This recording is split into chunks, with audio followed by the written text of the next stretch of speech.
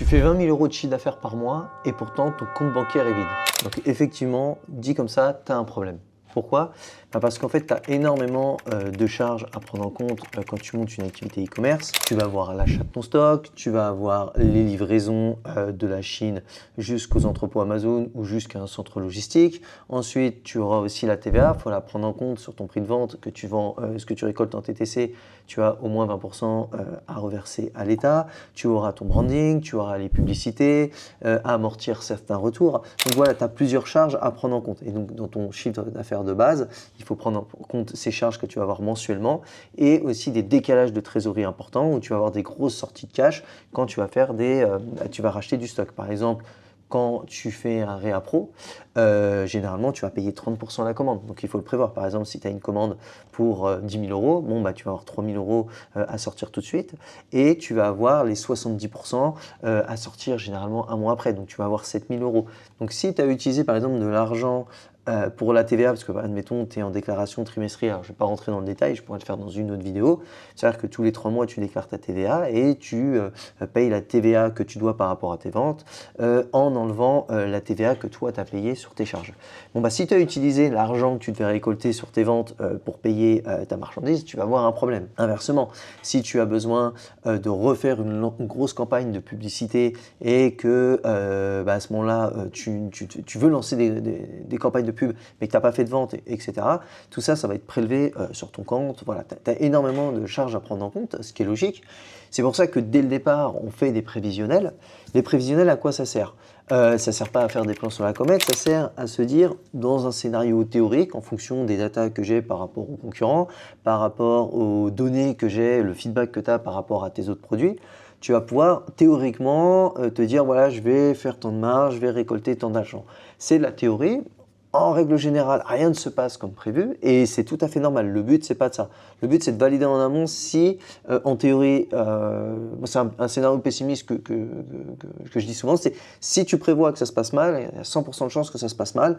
Et si tu prévois que tout se passe bien, il se peut qu'il y ait des métriques. Tu peux vendre beaucoup plus cher, comme tu peux avoir des dépenses que tu n'avais pas prévues. Un petit peu plus de pub, un peu plus de retours. Voilà, il y a forcément quelques métriques que tu n'as pas. Mais déjà, on pose un cadre. Et le cadre, il sert à comparer. En fait, comme dit l'adage, j'aime bien utiliser cette phrase, en fait, cette métaphore auprès des personnes que j'accompagne, c'est on ne peut améliorer que ce qu'on compare. Donc en fait, tu as un prévisionnel et tu compares avec tes résultats de base. Donc déjà, ça c'est la première chose en fait pour éviter d'avoir des décalages de trésorerie, c'est de les avoir anticipés.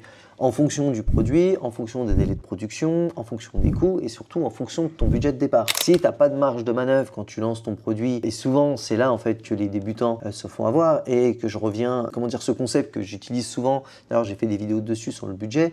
On vous dit souvent, voilà, avec 3 000 €, 4 000, tu peux te lancer. Et c'est ce mot lancer qui pose problème parce que après, tu n'as pas de quoi juste développer, faire de la croissance, tout simplement ce qu'elle est. Et en fait, si tu n'as pas cette marge de manœuvre, que tu ne prévois pas la deuxième commande, que tu ne vois pas un peu de budget potentiellement pour lancer rapidement un deuxième produit, parce que les bénéfices du premier produit t'auront peut-être pas servi, tu n'auras pas suffisamment d'argent pour développer ce deuxième produit, il va falloir que tu rajoutes. Tout ça, ça se prévoit en amont. La deuxième chose, que j'ai un peu changé de braquet sur certains éléments, je ne vais pas dire que j'ai commis une erreur, mais voilà, par rapport à mon expérience, je suis moins focus absolument sur la théorie et sur la marge. D'accord, je vise toujours 20%, mais voilà, quelqu'un qui va faire 18-19%, mais qui a une rotation de stock qui est rapide, c'est-à-dire que limite, il peut faire de l'avion, il fait des réapproches, pas moi, tous les mois. Dans les entrepôts d'Amazon, ça circule, il n'y a pas besoin de passer par un 3PL, comme je l'ai fait pour certains produits où j'avais énormément de quantité, énormément de volume. Il fait directement du one-shot comme ça, et il a un énorme débit, et finalement, il va faire pas mal de chiffre d'affaires, mais sa trésor, elle est pas bloquée. Tout ça pour te dire qu'aujourd'hui, j'ai un voyant un peu plus important, enfin, je mets plus de focus sur le retour sur investissement, le ROI. C'est-à-dire que des produits qui vont faire du 60-70% de retour sur investissement, ça veut dire grosso modo, tu poses 1 € de ta poche et tu récupères 60 centimes, tu vois.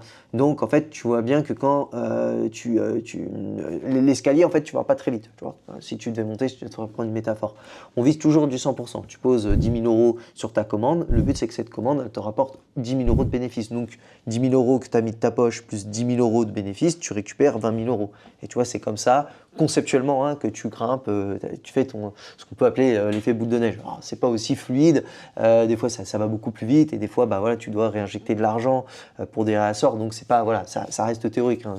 Je ne me fais pas dire ce que j'ai pas dit, genre voilà, c'est une spirale comme ça et au bout d'un an, tu te retrouves avec 500 000 euros de trésor. C'est pas l'objectif de la vidéo. Donc voilà, si je devais synthétiser pourquoi généralement les gens ont pas d'argent en fait sur le compte ou sont ric-rac alors qu'ils font beaucoup de chiffres, c'est que en fait ils n'ont pas prévu tous ces réassorts, tous ces frais à décaisser, que ce soit la TVA, que ce soit les douanes, parce qu'en fait tu vas avoir des frais mensuels, style des abonnements, ton comptable. Mais après tu vas avoir beaucoup de frais qui vont être soit trimestriellement par exemple pour ta TVA et des frais qui peuvent être tous les 4, 5, 6 mois, ça dépend vraiment de ton produit où tu vas faire des réassorts. Admettons en fait que par exemple donc tu es bien scalé, et tu dois faire un réassort de 40 000 euros, d'accord? Donc c'est le coût de ta commande. Et que classiquement, tu es à 30%. Tu auras peut-être négocié 20%, mais on va prendre 30%. Ça veut dire qu'à mon one shot, tu vas devoir décaisser tout de suite 12 000 euros pour pouvoir lancer la production. Déjà, il faut les avoir, les 12 000 euros, tu vois, parce que peut-être qu'un mois avant, tu as déjà fait le réassort d'un autre produit. Donc, tu peux être ric-rac. Et ensuite, ça veut dire qu'au moment qu'il y ait la fin de production, il faut que tu sois capable de ressortir 28 000 euros. Si tu ne les sors pas, bah, tu pourras toujours faire ton contrôle qualité, mais le fournisseur, sauf si tu as trouvé un excellent fournisseur, et d'ailleurs, je veux bien le contact, il ne va pas lâcher la marchandise. Tu n'auras pas de crédit fournisseur. D'accord ? À ce moment-là, bah, en fait, si tu n'as pas de quoi payer, tu ne peux pas envoyer la marchandise. Et pendant ce temps-là, tes ventes continuent. Et en fait, tu vas te retrouver en rupture de stock. Peut-être que tu auras récupéré l'argent que par exemple Amazon t'a reversé. Mais au moment donné où tu vas payer ton fournisseur, en fait, tu seras en rupture de stock. Donc, ce n'est pas la fin du monde, c'est juste que tu vas déranquer. Quand tu vas récupérer ton stock dans les entrepôts, en fait, tu auras tellement déranqué, ça sera peut-être en deuxième, troisième, quatrième page. Si tu es sur un produit très concurrentiel, tu peux vite partir dans la cinquième, sixième page. Et donc, à ce moment-là, il va falloir rebelote refaire comme un lancement de produit, remettre beaucoup de publicité. Alors là, il n'y a pas de prise de risque parce que tu sais que ton produit fonctionne. C'est juste du cash à mettre pour repartir en première page. Mais tu auras perdu de l'argent. Donc sur cette commande, au lieu par exemple d'être à 20% ou 22%, tu seras peut-être qu'à 18 ou 17%. Tu vois ce que je veux dire? Donc moi, par exemple, pour le ROI, QIS, ce retour sur investissement, je regarde dès le début par rapport au coût que ça engendre.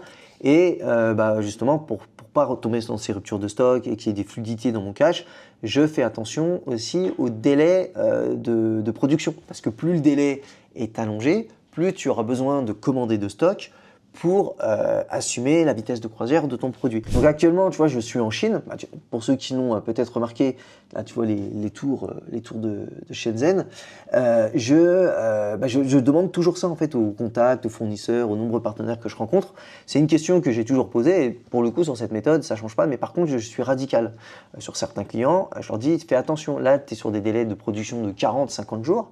Il va falloir que tu assures derrière. Surtout que ces 40-50 jours théoriques, quand il te le dit au départ, t'es pas à l'abri qu'il te fasse, par exemple, passer sur une prod, que tu sois pas prioritaire, ça il te le dira pas. Finalement, tu passes à 55 jours ou 60 jours, ou alors tout simplement il a eu des retards de prod, des retards dans la livraison de ses matières premières, enfin c'est indépendant de sa volonté, mais toujours est-il que ça va encore retarder. Donc si t'es pas autour des 30-35 jours, ça peut devenir assez problématique. Il y a des niches où tout simplement c'est structurel, tous les fournisseurs sont comme ça. Tu pourras rien y faire, ça c'est un choix à faire. Mais voilà, c'est très important de prendre en compte ce délai de production. Parce que si en plus de ça, tu es sur des produits assez lourds, ou tout simplement que tu as fait des grosses commandes, tu vas devoir faire du bateau. Et donc là, tu es à 40-45 jours aussi à prendre en compte. Voilà, ça c'est ce qui va te servir à calculer ton stock tampon. C'est le stock tout simplement pour assurer les ventes à partir du moment où tu vas refaire une commande. Donc là, c'est de façon théorique que je te le fais dans des vidéos. Je te ferai ça de façon plus posée, avec des démonstrations plus chiffrées pour te mettre ça. Parce que peut-être stock tampon, délai de production, etc. Ça peut être des choses assez complexes pour des gens qui n'ont jamais entendu parler ce jargon. Je le comprends, donc j'en ferai une vidéo spécifique. Pour revenir à ce que je te disais au début, parce que la base, c'est avec les métriques qu'on a. Au début, on ne peut faire que des choses théoriques. Et plus on va parler avec le fournisseur, on va passer des commandes et ensuite on va faire ses premières ventes, on va avoir un effet tunnel où à la fin on pourra vraiment avoir des vraies données. Ça ne sera même pas les données concurrentes, ça serait propres données. Toujours est-il qu'au départ, on fait des prévisionnels. Donc moi, tu vois, par exemple, au début, j'en avais marre d'utiliser Helium 10 pour des datas qui sont fiables. Hein. Un tracker comme SellerSuite, un autre logiciel, par exemple, pour de la publicité, Un autre, pour de la gestion financière, ceux qui ont une vision assez poussée vont peut-être utiliser aussi ça pour comment dire, des prévisionnels. Donc en fait, ça te fait tout un panel de logiciels, plus des Excel, bon, tu t'en sors plus. Et tout n'est pas interconnecté en plus. Donc moi, je suis en train de développer mon outil justement pour les gens de nos programmes. Comme ça, tout est interconnecté. Tu as le logiciel qui te permet d'avoir tous tes prévisionnels, tous tes calculs. C'est connecté après aux moyens de discussion. Donc nous, on travaille sur Slack. Tout est envoyé sur des rapports dedans. Ça permet d'avoir toutes les datas pour les agents de sourcing. Donc ils savent les données, les dimensions, les prix de minimum, enfin les prix maximum pour lesquels on valide le produit, les MOQ. Ensuite, ça permettra de faire un comparatif avec ces données de vente. Enfin voilà, j'essaye de tout interconnecter. Et notamment une chose que j'ai appris quand je travaillais dedans, c'est que je travaille sur des prévisionnels. Donc là, par exemple, tu as une vue très rapide pour avoir toutes les structures de coûts. Donc là, je suis en phase de data, tu vois. Tu peux voir même le truc, c'est encore en mode data. Mais voilà, moi, je suis sur le terrain.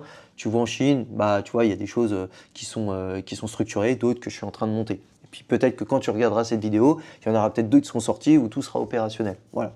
Moi aussi, je suis en itération, moi aussi, je débute des projets et j'avance au fur et à mesure. Donc moi, tu vois, par exemple, je clique dans le prévisionnel et si j'ai des analyses de scénarios, tu vois, en fonction de ça, c'est des choses qui manquaient dans les logiciels. Je fais des scénarios, ici, tu peux en rajouter, tu vois, des nouveaux scénarios. Par exemple, si tu veux changer le prix de vente, si tu veux mettre que le coût du dollar a augmenté ou a baissé, c'est des choses qui vont influencer qui vont influer plutôt sur le prix d'achat et donc qui vont changer tes rentabilités et donc tes cash flows. Donc tu peux faire des simulations, tu vois. Ça, je suis en train en ce moment de tout revoir si tous les calculs sont OK avec le développeur. Ensuite, tu vas avoir un compte de résultats prévisionnel, donc annuel. Et ensuite, tu as le tableau des cash flows, des flux de trésorerie. Tu vois. Donc, chose que tu ne vois jamais parler sur le domaine d'Amazon. Et je trouve ça dommage que personne ait apporté dans le monde du e-commerce des données qui fonctionnent dans le monde des entreprises classiques. On fait toujours des prévisionnels avec des cash flows. Voilà, dans toutes les grosses sociétés dans lesquelles j'ai travaillé. Et encore là, je l'ai fait light. Et j'ai pas actualisé avec l'inflation parce que je pourrais faire tes calculs en prenant en compte les inflations théoriques, en connectant tout ça avec l'INSEE, etc. Donc je suis pas allé non plus, je suis pas essayé d'aller trop loin dedans. Donc tu vois, ça c'est le calcul des cash flows, gestion stock. Et ici, tu vois, je calcule tout ça, les flux de trésorerie, les encaissements, décaissements. Et à la fin, tu vois, par exemple ici, si c'est en rouge, c'est que par exemple là, t'es pas bon à la fin du mois. Donc là, c'est des chiffres qui ont été mis comme ça. J'ai pas encore travaillé dessus. C'était juste pour te montrer une démonstration que moi aussi, je suis en itération et que je développe des nouveaux produits, que ce soit digitaux ou des produits Amazon. Donc j'espère que cette vidéo t'aura apporté quelques éclaircissements, t'aura fait comprendre des données que tu ne vois pas forcément toujours, qui sont pas les plus sexy, qui sont pas les plus stimulantes pour faire vendre les concepts, mais ce que je te montre là, c'est valable pour du e-commerce classique, c'est valable pour du Amazon, c'est valable pour une boutique physique,